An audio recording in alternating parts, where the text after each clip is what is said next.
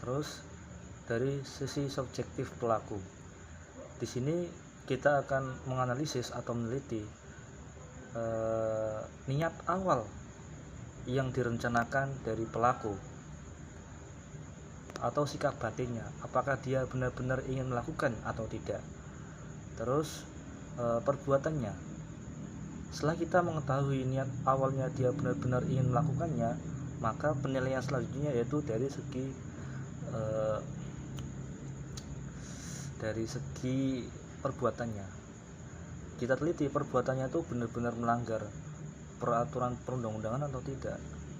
Jika benar-benar memenuhi syarat atau unsur, maka dia telah memenuhi unsur subjektifnya. Terus apakah si pelaku bisa mempertanggungjawabkan perbuatannya?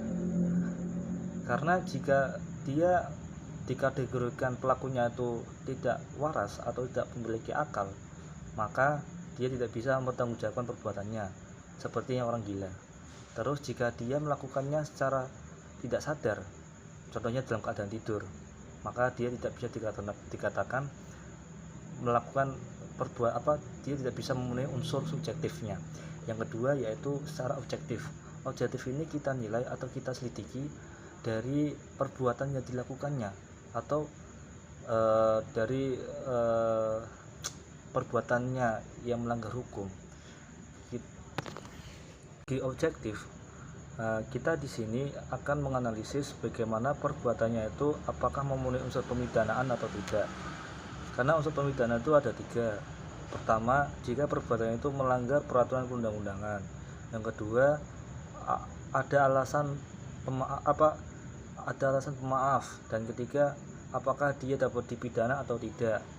Maka di sini kita akan menilai dari 3 unsur itu. Kalau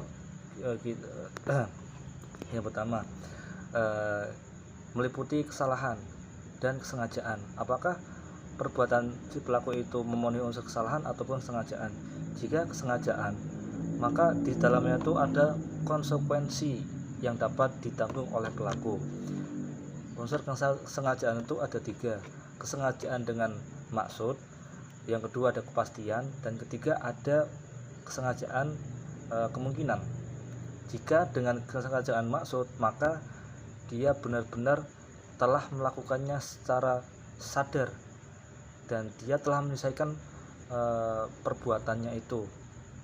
Yang kedua, memenuhi unsur kesengajaan dengan kepastian.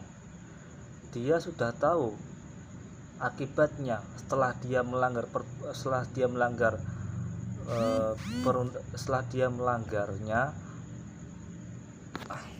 jika dinilai dari alasan pemaaf sehingga dia dapat dipidana atau tidak, ada dua unsur yang saya ketahui. Pertama ada daya paksa, yang kedua ada pembelaan terpaksa. Daya paksa berarti faktor ini dipengaruhi oleh eksternal, bukan dari internal atau kehendak dari si pelaku. Maka ketika dia melakukan tindak pidana, maka perbuatannya itu bisa dimaafkan dan tidak dapat dipidana. Karena jika dia tidak melakukan tindak pidana, maka nyawa dia akan terancam karena faktor eksternal di sekitarnya yang telah mempengaruhinya. Contohnya saya ibaratkan seperti ketika dia kena musibah di tengah-tengah dia terhimpit atau terjebak di suatu rumah yang kebakaran. Ketika itu dia ingin menyelamatkan diri. Ketika menyelamatkan diri, dia melewati pintu tidak bisa karena sudah terbakar. Otomatis jalan terakhir yaitu melewati jendela. Ketika dia tidak merusak jendela itu, maka dia akan terkurung di situ selamanya dan mengakibatkan meninggal. Maka dia merusak fasilitas yang ada di rumah itu dengan cara barang-barang yang ada di dalam itu dilempar keluarnya agar kaca jendela itu pecah. Ini salah satu perbuatan yang melanggar pidana. Jika dia tidak dilakukan, maka dia tidak bisa menyelamatkan diri. Ini salah satu contoh dari daya terpaksa. Yang kedua ada pembelaan terpaksa. Pembelaan terpaksa ini timbul atau muncul dari faktor internal, faktor yang mempengaruhi dari kehendak sendiri atau kehendak pelaku. Apakah dia bisa melakukan tindak pidana atau tidak? Jika dia berkehendak, maka konsekuensinya bagaimana? Jika dia tidak berkehendak, konsekuensinya bagaimana? Syarat-syarat dari pembelaan terpaksa itu dilakukan secara seketika, seperti itulah.